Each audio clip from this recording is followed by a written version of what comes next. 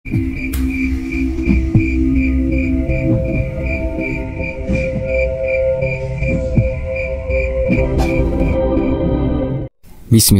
kisah ini dialami Mbak Ani yang waktu itu bekerja di Taiwan. Pada tahun awal 2010, Mbak Ani mendapatkan job baru di Taiwan setelah kontrak sebelumnya selesai. Melalui agensinya, Mbak Ani pun ditempatkan di sebuah daerah dengan tugas merawat seorang ayah dari sebuah keluarga. Orang yang dirawat oleh Mbak Ani ini bernama kakek Jomin. Beliau memiliki seorang istri yang juga sudah pikun serta 3 orang anak laki-laki yang kehidupannya bisa dibilang makmur di sana. Salah seorang anak dari kakek Jomin ini menjadi semacam lurah di daerah, dan karena kesibukannya itu, beliau tidak dapat merawat ayah dan ibunya secara langsung. Beberapa bulan pertama, semua berjalan normal. Walaupun Mbak Ani tidak mendapatkan fasilitas yang baik di rumah kakek Jomin, tapi Mbak Ani tetap bertahan dan merawat serta menjaga kakek Jomin dengan baik. Mbak Ani tidak mempermasalahkan, walau Mbak Ani sering tidur di sofa ruang tamu, dan terkadang hanya tidur di lantai yang beralaskan karpet saja. Padahal, udara di sana sangatlah dingin sekali. Tapi, Mbak Ani tidak pernah mempermasalahkan itu semua.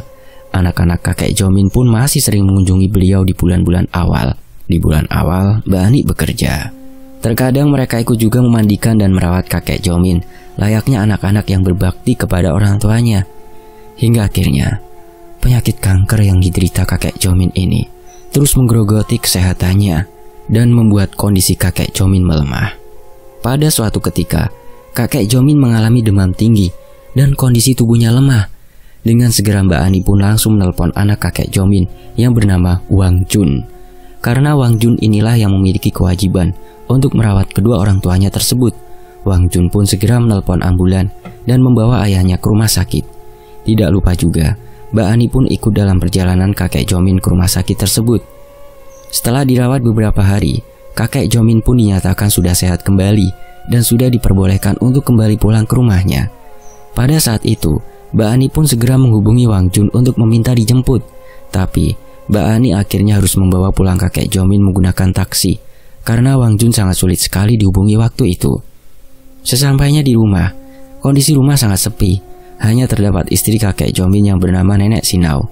Nenek Sinau yang sudah pikun pun hanya duduk terdiam di depan pintu samping rumahnya dengan tatapan kosong memandang hamparan tanah luas dan perbukitan di sana. Karena merasa khawatir dengan keadaan Nenek Sinau, Mbak Ani pun segera mengajak Nenek Sinau masuk ke dalam rumah karena udara di luar terasa begitu sangat dingin. Pada saat malam tiba, hal ganjil pun mulai terjadi.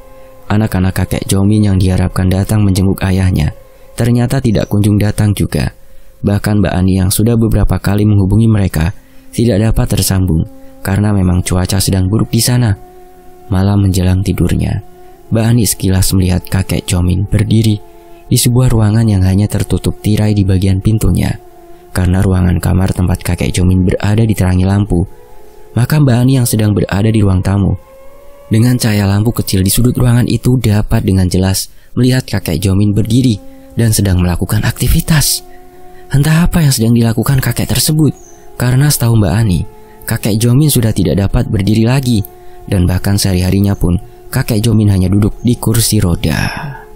Karena merasa penasaran, Mbak Ani pun terus memperhatikan bayangan yang terlihat dari balik tirai kamar kakek Jomin tersebut.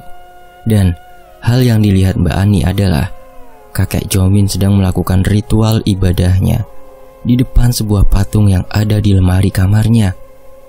Karena rasa penasaran Mbak Ani semakin besar, Mbak Ani pun memberanikan diri untuk menghampiri ruangan tempat kakek Jomin dan Nenek Sinau berada saat itu.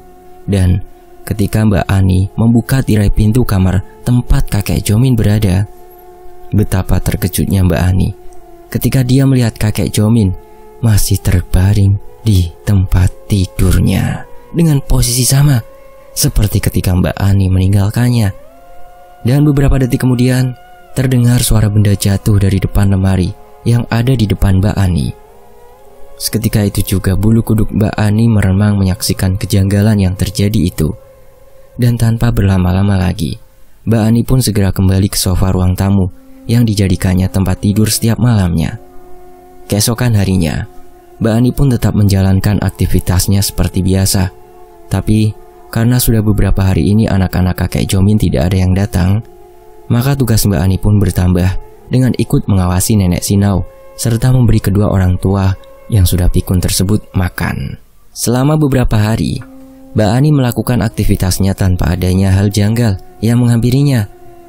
Hingga pada suatu malam, sebelum kakek Jomin sakit dan harus dibawa kembali ke rumah sakit, Mbak Ani kembali mengalami hal janggal di rumah itu. Berawal dari suara-suara orang yang berbicara dengan bahasa Mandarin yang Mbak Ani sendiri tidak mengetahui maksudnya. Hingga Mbak Ani melihat dupa-dupa yang sudah dibakar melayang dari arah kamar kakek Jomin, lalu ke arah ruang tamu dan memasuki dapur, gudang, serta menembus dinding kamar yang selalu terkunci hingga akhirnya kembali lagi ke dalam kamar yang ditempati kakek Jomin. Setelah itu Mbak Ani kembali dikagetkan dengan suara keras benda jatuh dan suara jeritan nenek Sinau. Mbak Ani yang masih merasa takut pun mau tidak mau harus memeriksa kamar kakek Jomin dan juga nenek Sinau. Dan betapa terkejutnya Mbak Ani ketika melihat nenek Sinau sudah duduk di depan jendela kamarnya yang terbuka, serta kamar tersebut terlihat sangat berantakan sekali. Malam sekitar pukul 1 dini hari itu, Mbak Ani pun memutuskan untuk langsung membereskan kamar kakek Jomin dan nenek Sinau. Tapi sebelum itu, Mbak Ani pun mengajak nenek Sinau kembali ke tempat tidurnya dan meminta nenek Sinau untuk kembali tidur. Keesokan harinya, kondisi kakek Jomin pun semakin memburuk. Hal itu dikarenakan sudah beberapa hari belakangan ini, kakek Jomin tidak mendapatkan asupan makanan. Setelah semua makanan yang masuk ke perutnya akan kembali keluar lagi, Mbak Ani pun segera melaporkan kepada anak dari kakek Jomin yang bernama Wang Jun. Tetapi Wang Jun malah meminta Mbak Ani menelpon sendiri ambulan dan meminta Mbak Ani membawa kakek Jomin ke rumah sakit seorang diri. Sempat ragu untuk meninggalkan nenek Sinau, akhirnya Mbak Ani pun memilih segera menelpon ambulan dan membawa kakek Jomin ke rumah sakit karena kondisinya yang sudah semakin parah. Sesampainya di rumah sakit, Mbak Ani kembali menelpon Wang Jun. Tapi bosnya itu belum dapat menjenguk ayahnya dikarenakan kesibukannya. Mbak Ani pun hanya mengelus dada melihat kondisi kakek Jomin yang sedang sakit dan tidak ada satupun dari keluarganya yang menjenguknya. Setelah 3 hari berada di rumah sakit, Mbak Ani pun kembali menelpon Wang Jun. Dan pada siang harinya istri Wang Jun datang menjenguk kakek Jomin, dan itu pun sangat terburu-buru. Setelah istri Wang Jun pulang, dokter pun menemui Mbak Ani dan menanyakan di mana keberadaan keluarga kakek Jomin. Lalu Mbak Ani pun menjawab, jika anak menantu dari kakek Jomin baru saja pulang. Dokter pun meminta Mbak Ani untuk kembali menghubungi keluarga kakek Jomin untuk meminta persetujuan mereka, karena kakek Jomin harus segera menjalani operasi pada bagian lambungnya yang sudah tidak berfungsi. Penyakit kanker yang diderita kakek Jomin pun membuat organ-organ dalamnya tidak bekerja maksimal dan bahkan sudah tidak berfungsi. Jadi kakek Jomin harus menjalani operasi agar dapat memasukkan nutrisi dan makanan ke dalam tubuh kakek Jomin. Setelah berusaha cukup lama untuk menghubungi Wang Jun, akhirnya Mbak Ani pun dapat berbicara langsung melalui sambungan teleponnya dan segera memberitahukan kondisi kakek Jomin saat itu. Rasa sedih dan kecewa pun harus didapati Mbak Ani yang mendengar bahwa Wang Jun tidak dapat ke rumah sakit hari itu. Wang Jun pun meminta Mbak Ani untuk menandatangani saja berkas-berkas yang diperlukan agar kakek Jomin dapat segera menjalani operasinya. Awalnya Mbak Ani pun enggan untuk menandatangani berkas tersebut karena merasa takut dengan tanggung jawab yang menantinya kelak ketika terjadi sesuatu dengan kakek Jomin. Tapi dokter yang menangani kakek Jomin pun dapat meyakinkan Mbak Ani dan akan ikut bertanggung jawab jika hal buruk terjadi kepada Mbak Ani kelak. Karena kebaikan hati dari sang dokter dan juga tidak tega melihat kondisi kakek Jomin yang kini sudah dianggapnya sebagai orang tuanya sendiri, akhirnya Mbak Ani pun segera menandatangani semua berkas yang diperlukan. Dan keesokan harinya, kakek Jomin pun segera menjalani operasi lambung untuk membuat jalur atau tempat memberi makan yang tidak lagi melalui mulutnya nanti. Keesokan harinya, kakek Jomin pun memulai operasinya pada siang hari. Dan Pada sore harinya dokter menyatakan bahwa kakek Jomin sudah berhasil menjalani operasinya dengan baik. Hal itu pun membuat Mbak Ani lega dan segera melaporkannya kepada Wang Jun. Setelah seminggu kemudian, Wang Jun dan saudara-saudara lainnya datang menjenguk kakek Jomin. Wang Jun pun mengucapkan terima kasih atas apa yang sudah Mbak Ani lakukan kepada orang tuanya. Dan mereka pun meminta Mbak Ani untuk terus menjaga kakek Jomin sampai beliau sembuh. 1 bulan sudah Mbak Ani tinggal di rumah sakit merawat kakek Jomin yang harus hidup dengan bantuan alat medis untuk memberi asupan nutrisi ke dalam tubuh kakek Jomin. Mbak Ani pun harus membiasakan diri dengan rasa yang bercampur aduk di benaknya. Jijik adalah rasa yang harus dibiasakan Mbak Ani saat harus memberi makanan atau nutrisi ke dalam tubuh kakek Jomin. Mbak Ani harus memeras bagian empedu kakek Jomin terlebih dahulu sebelum dapat memasukkan susu atau nutrisi cair lainnya. Dan hal itu pun berlangsung hingga 2 tahun lamanya. Selama 2 tahun pernah Mbak Ani harus tinggal di rumah sakit untuk merawat dan menemani kakek Jomin. Sementara itu anak-anak kakek Jomin pun belum tentu 1 bulan sekali menjemput ayah mereka dengan alasan kesibukan. Walaupun begitu, Mbak Ani tetap bekerja secara profesional di sana. Selain itu, Mbak Ani juga menunjukkan rasa kasih sayangnya kepada kakek Jomin.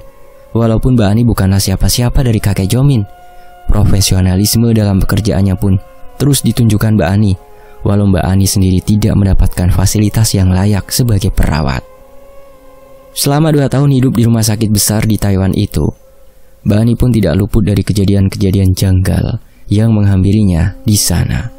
Selama berada di kamar perawatan bersama kakek Jomin, Mbak Ani pun sering mendapati hal-hal yang berbau mistis di sana. Pada bulan pertama, Mbak Ani seperti bermimpi melihat nenek Sinau datang menjenguk kakek Jomin seorang diri. Mbak Ani yang tersadar pun segera terbangun dan mendapati nenek Sinau langsung berkelebat pergi dan langsung menghilang di balik dinding kamarnya. Beberapa minggu kemudian, Mbak Ani kembali mengalami hal ganjil di malam hari menjelang tidurnya. Mbak Ani melihat langsung tubuh kakek Jomin bergetar hingga ranjang yang ditempatinya ikut bergoyang. Merasakan ada hal yang ganjil, Mbak Ani memberanikan diri untuk menghampiri kakek Jomin yang rupanya masih tertidur. Bahkan sudah seharian ini Mbak Ani tidak melihat kakek Jomin untuk membuka matanya. Mbak Ani yang merasa kebingungan pun segera menyentuh tubuh kakek Jomin yang terus saja gemetar. Mbak Ani semakin merasa heran ketika mendapati tubuh kakek Jomin dalam kondisi normal saat itu. Suhu tubuh beliau normal dan semua tampak begitu normal. Tapi tubuh kakek Jomin terus bergetar hingga Mbak Ani memilih untuk kembali ke sofa yang dijadikannya tempat tidur di malam hari. Setelah Mbak Ani terduduk, Mbak Ani pun merasakan semilir angin yang entah datangnya dari mana. Padahal waktu itu semua jendela dalam kondisi tertutup. Setelah merasakan semilir angin menerpa tubuhnya, rasa kantuk pun mulai menghampiri Mbak Ani. Tepat ketika Mbak Ani ingin memejamkan kedua matanya, tiba-tiba Mbak Ani melihat sosok nenek Sinau datang dari pintu kamar rumah sakit yang tertutup rapat. Samar-samar, Mbak Ani melihat sosok istri kakek Jomin itu menghampiri suaminya dan mengusap wajah serta memandang kakek Jomin sambil terus tersenyum. Mbak Ani yang memaksakan dirinya untuk tetap terjaga pun melihat sosok nenek Sinau yang sangat berbeda dan kedua kaki nenek itu mengambang beberapa senti di atas lantai.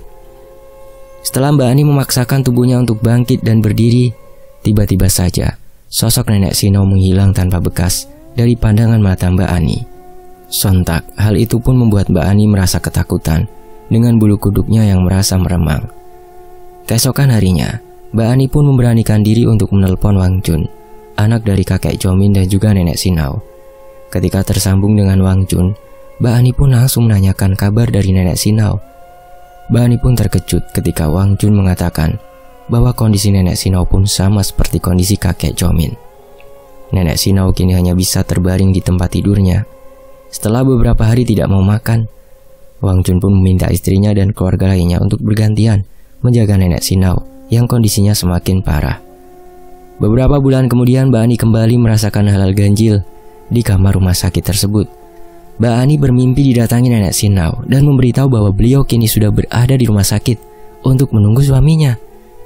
Dan ketika Mbak Ani membuka kedua matanya, Mbak Ani kembali melihat nenek Sinau sedang berdiri di samping tubuh kakek Jomin yang sedang tertidur dengan banyak alat medis yang ada di tubuhnya.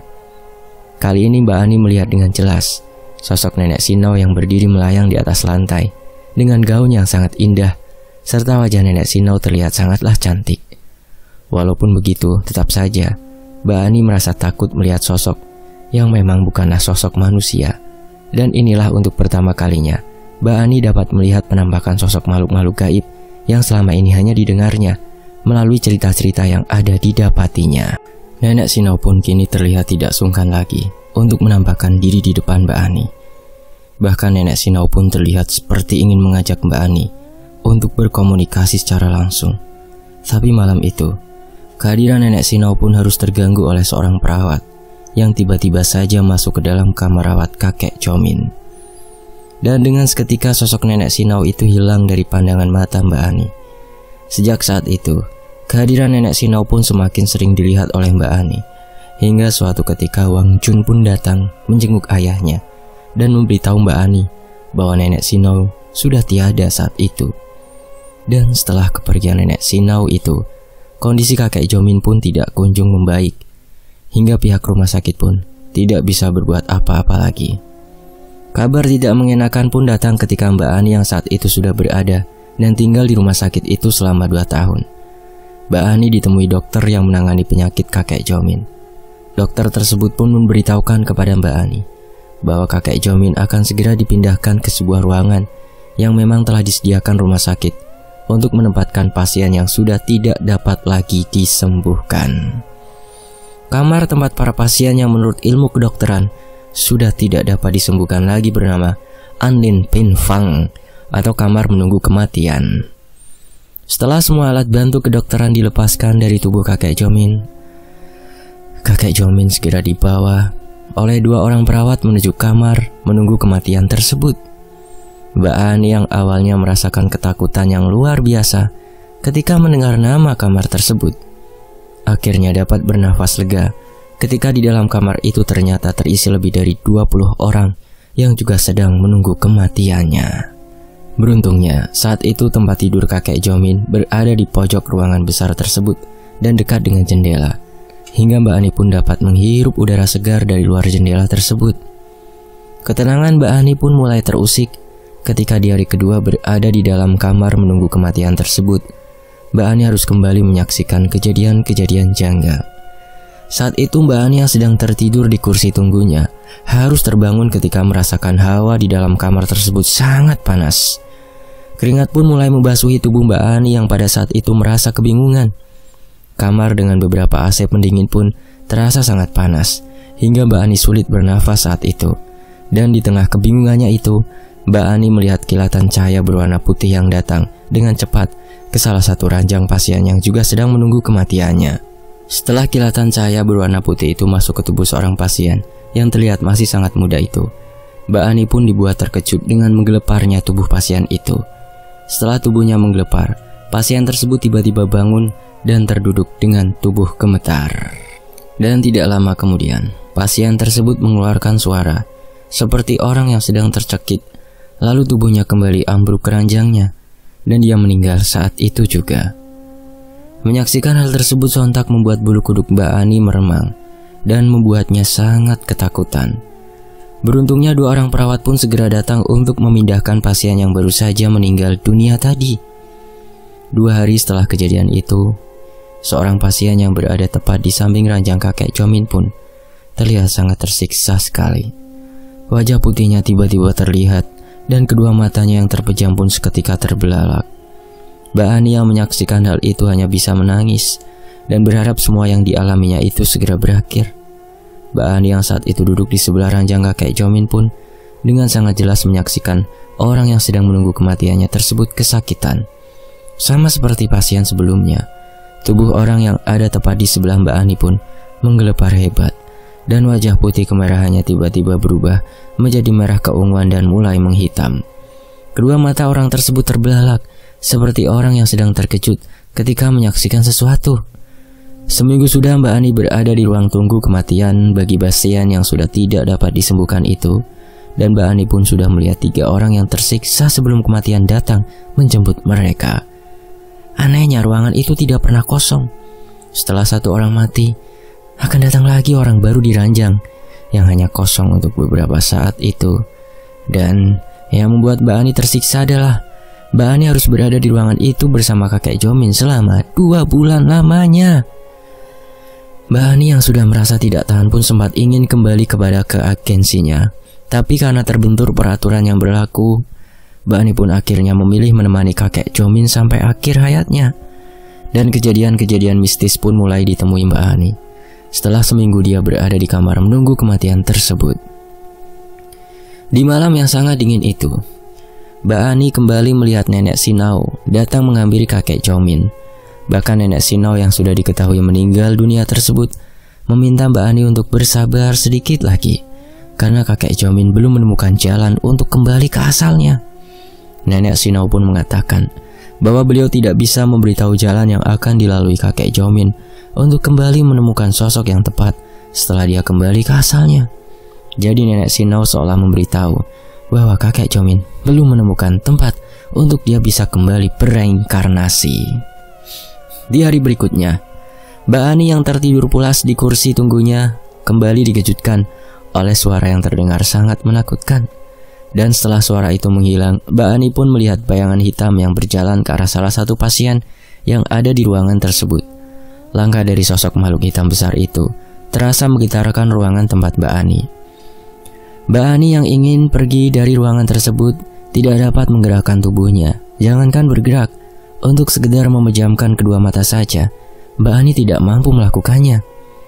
Dengan tubuh gemetar, Mbak Ani pun harus menyaksikan penyiksaan yang dilakukan sosok makhluk hitam dan besar tersebut kepada salah satu pasien yang ada di ranjang kelima dari arah tempat kakek Jomin berada. Mata dari sosok makhluk yang wajahnya tidak terlihat itu mulai menyala merah ketika sosok tersebut mulai mencekik pasien yang ranjangnya mulai terdengar bergetar itu. Setelah mencekik seorang pasien itu, sosok makhluk gaib yang melayang di atas lantai itu lalu memukuli bagian dada dari pasien malang tersebut.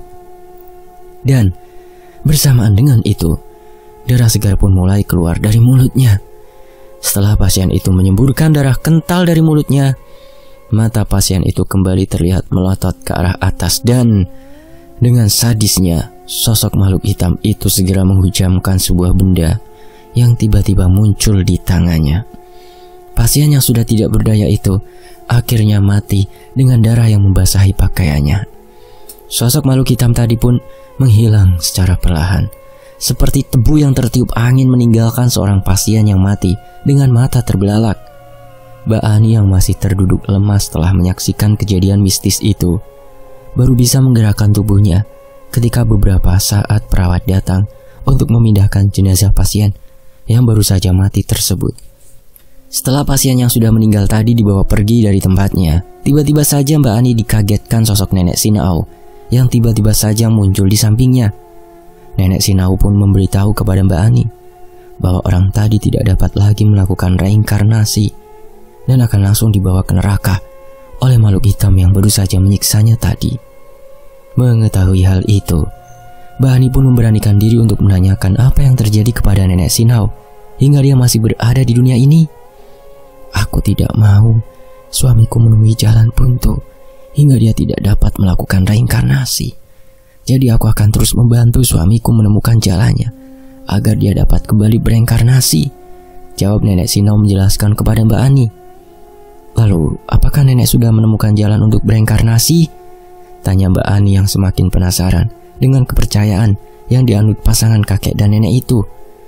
Aku memiliki banyak harta yang sudah aku sumbangkan sebelum aku sakit. Dan harta itu sudah dikembalikan kepada orang yang berbakti kepadaku. Jadi aku tidak perlu lagi mencari jalan untuk bereinkarnasi. Karena kapanpun aku mau, aku akan kembali terlahir ke dunia ini lagi, ujar nenek Sinau yang langsung berdiri dan menghampiri kakek Jomin. Lalu kenapa kakek Jomin sangat sulit menemukan jalannya untuk kembali ke asalnya dan mulai kembali reinkarnasinya? Tanya Mbak Ani kepada nenek Sinau yang masih mengusap wajah kakek Jomin. Seluruh harta suamiku telah diberikan kepada anak-anaknya yang tidak berbakti kepada kami. Hingga akhirnya suamiku ini sangat sulit menemukan jalannya untuk kembali. jawab Nenek Sinau yang tertunduk lesu. Kesedihan pun sepertinya dirasakan Nenek Sinau yang mengetahui bahwa tidak ada satu orang pun dari anak-anaknya yang menunggu suaminya di saat suaminya berada di rumah sakit, hingga suaminya harus menunggu kematiannya. Nenek Sinau pun menceritakan bahwa malam sebelum kakek Jomin dirawat di rumah sakit merupakan malam perpisahan mereka, di mana pada malam itu Mbak Ani mulai melihat hal-hal ganjil di rumah kakek Jomin dan Nenek Sinau. 1 bulan sudah Mbak Ani berada di ruang menunggu kematian, tapi anehnya kakek Jomin masih bertahan, walaupun tubuhnya sudah tidak kemasukan nutrisi apapun. Di ruangan itu semua pasien memang sudah tidak lagi menggunakan alat apapun dan sudah tidak diberi obat apapun hingga si pasien tersebut mati dengan sendirinya. Selama 1 bulan itu, tidak ada juga anak-anak dari kakek Jomin yang menjenguk ayahnya. Bahkan ketika Mbak Ani menghubungi Wang Chun, dia pun mengatakan tidak ingin melihat ayahnya sekarat dan akan menunggu abu ayahnya itu setelah dikremasi nanti. Kesal mendengar hal itu, Mbak Ani pun memaki Wang Chun menggunakan bahasa Jawa yang tentunya tidak dapat dimengerti oleh Wang Chun. Setelah itu Mbak Ani pun langsung memutuskan sambungan teleponnya tanpa berbasa-basi lagi. Hari itu Mbak Ani didatangi seorang perawat yang merasa heran dengan kondisi kakek Jomin. Baru kali ini perawat itu menemukan orang yang sudah 1 bulan tidak makan dan tidak minum, tapi masih dapat hidup dengan penyakit yang dideritanya. Di hari itu juga Mbak Ani menceritakan apa yang sudah dialaminya selama dia berada di rumah sakit tersebut, sampai dia berada di ruang menunggu kematian itu. Tapi sepertinya perawat itu tidak mempercayai sama sekali cerita dari Mbak Ani. Bahkan perawat itu hanya tertawa ketika mendengar kata reinkarnasi. Itu hanya dongeng, Mbak. Tidak ada reinkarnasi dalam dunia ini. Ketika orang sudah mati, maka mereka hilang dan sudah tidak ada dimanapun, ujar perawat tersebut yang sepertinya menganut paham ateisme. Di bulan kedua Mbak Ani berada di ruangan itu, hal mistis pun mulai terlihat lebih menyeramkan lagi. Malam itu sekitar pukul 11 malam, Mbak Ani dikagetkan oleh suara yang terdengar seperti memanggil namanya. Dan ketika Mbak Ani sadar, Mbak Ani pun sangat terkejut ketika kakek Jomin sudah dalam posisi terduduk. Sungguh hal janggal yang sama sekali tidak dapat dicerna oleh akal sehatnya. Bagaimana mungkin kakek Jomin bisa terduduk kembali sedangkan luka di perutnya pun sudah mulai membusuk dan karena sudah tidak mendapatkan perawatan lagi. Kakek Jomin pun meminta Mbak Ani mendekat ke ranjangnya karena kakek Jomin ingin menyampaikan sesuatu. Setelah Mbak Ani berada di samping tubuh kurus kakek Jomin, beliau pun mulai berbicara layaknya orang yang sehat dan tidak mengalami sakit apapun. Kakek Jomin mengucapkan terima kasih kepada Mbak Ani atas perhatiannya dan pelakuannya selama ini. Walaupun hanya seorang pekerja, tapi Mbak Ani sudah memperlakukan kakek Jomin seperti orang tuanya sendiri. Kakek Jomin pun tidak pernah mendengar Mbak Ani mengeluh. Tidak seperti anak-anak mereka yang memperlakukan kakek Jomin dengan baik ketika kakek Jomin masih memiliki banyak harta. Setelah mengatakan hal itu, kakek Jomin pun kembali tertidur. Mbak Ani yang merasa sedih pun segera memberikan kakek Jomin air putih untuk sekedar membasahi bibirnya. Sekilas kakek Jomin pun terlihat tersenyum dengan pelakuan baik Mbak Ani itu. Dan hal itu pun sungguh mengiris hati Mbak Ani yang mulai teringat kedua orang tuanya yang ada di Indonesia waktu itu. Kejadian janggal di ruangan itu pun mulai dianggap biasa oleh Mbak Ani. Bahkan sudah beberapa kali Mbak Ani melihat sosok makhluk besar hitam yang melayang ke arah ranjang salah satu pasien di ruangan itu. Sama seperti sebelumnya, sosok makhluk hitam bertubuh besar serta bermata merah menyala itu menyiksa seseorang yang ada di ranjang tempat tidurnya. Yang membedakan adalah cara makhluk hitam tersebut membawa arwah orang yang sudah disiksanya terlebih dahulu. Ada yang diseret bagian kepalanya sebelum makhluk itu menghilang. Ada juga yang langsung dibakar ketika arwah orang tersebut keluar dari dalam tubuhnya. Di hari terakhir Mbak Ani berada di ruangan itu, kejadian janggal yang mengharukan pun datang tepat pukul 12 malam. Nenek Sinau yang sebelumnya datang dengan pakaian yang terlihat bagus, malam itu menghampiri tubuh kakek Jomin yang masih terbaring lemah itu dengan pakaian putih tanpa dihiasi apapun. Wajah Nenek Sinau pun terlihat menua, tidak seperti sebelumnya. Dan Nenek Sinau pun terlihat menangis di samping tubuh lemah suaminya. Mbak Ani yang awalnya ingin menanyakan apa yang terjadi dengan Nenek Sinau pun harus mengurungkan niatnya ketika tiba-tiba saja muncul sosok makhluk seperti asap tapi membentuk sosok makhluk. Penampakan sosok makhluk gaib yang menghampiri Nenek Sinau itu membuat Mbak Ani sangat ketakutan, karena sosok yang menyerupai asap putih itu tiba-tiba saja berubah menghitam, lalu membawa paksa Nenek Sinau pergi dari samping suaminya. Dengan cepat sosok Nenek Sinau pun pergi dan menghilang dari pandangan mata Mbak Ani. Mbak Ani pun segera menghampiri tubuh lemas kakek Jomin, dan betapa terkejutnya Mbak Ani ketika melihat kakek Jomin menangis. Hal di luar nalar pun kembali disaksikan Mbak Ani, karena bagaimana mungkin kakek Jomin dapat mengeluarkan air mata, sedangkan dia sudah 2 bulan ini tidak kemasukan cairan atau makanan apapun. Setelah kakek Jomin menangis, beliau pun mulai menggerakkan jemarinya, yang sontak membuat Mbak Ani kembali terkejut. Entah mendapatkan pikiran dari mana, Mbak Ani pun tiba-tiba mengucapkan kata yang sama sekali tidak pernah terpikirkan olehnya sebelumnya. "Kek, kalau kakek mau pergi, pergilah kek. Saya yang sudah 2 tahun merawat kakek pun ikhlas dengan kepergian kakek. Begitu juga dengan semua anak-anak kakek. Mereka sudah merelakan kakek untuk pergi jauh," ujar Mbak Ani di depan tubuh yang tinggal tulang terbungkus kulit tersebut. Nenek Sinau pun sepertinya sudah pergi dan sudah menemukan apa yang dia cari.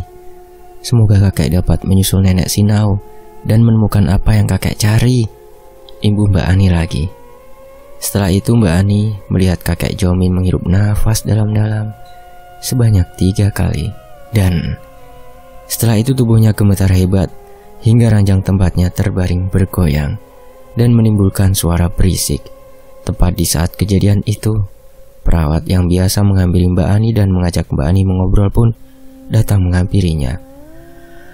Perawat tersebut merasa sangat heran dengan apa yang dilihatnya.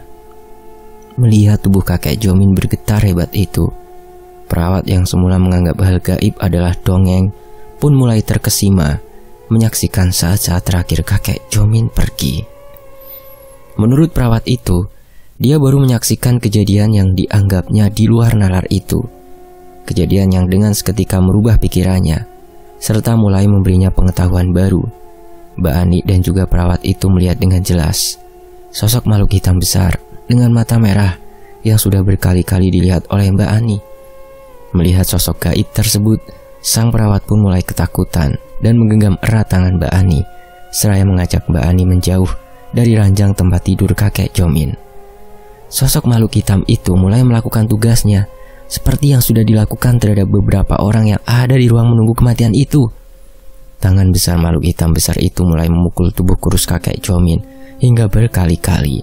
Setelah itu sosok makhluk hitam besar dengan mata merah menyala itu mulai mencekek leher kakek Jomin, dan setelah arwah dari kakek Jomin keluar dari tubuhnya, sosok hitam besar tersebut lalu menyambarnya dan membawa pergi arwah kakek Jomin dengan sangat cepat.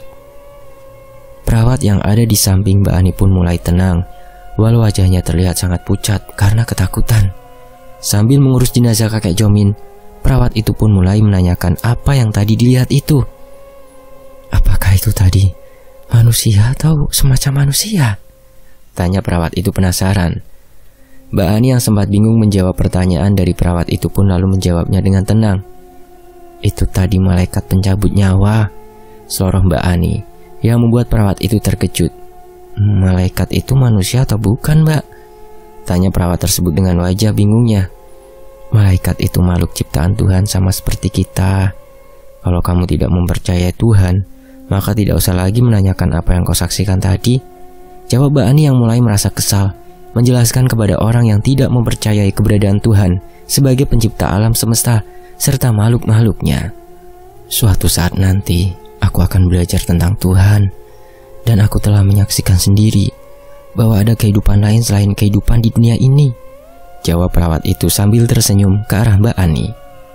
Setelah menyelesaikan tugasnya di ruang itu, Mbak Ani pun segera keluar dari ruangan itu dan membereskan barang-barangnya yang berada di loker rumah sakit.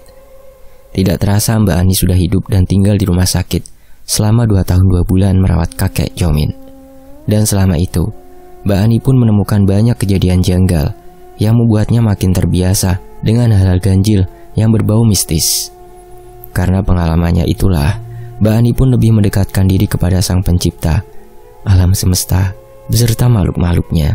Dan sepertinya memang apa yang disaksikan Mbak Ani saat itu adalah sosok makhluk gaib yang memang bertugas menjemput kematian seseorang. Setelah kematian kakek Jomin, Mbak Ani pun kembali ke agensinya untuk kembali ditempatkan di tempat lain.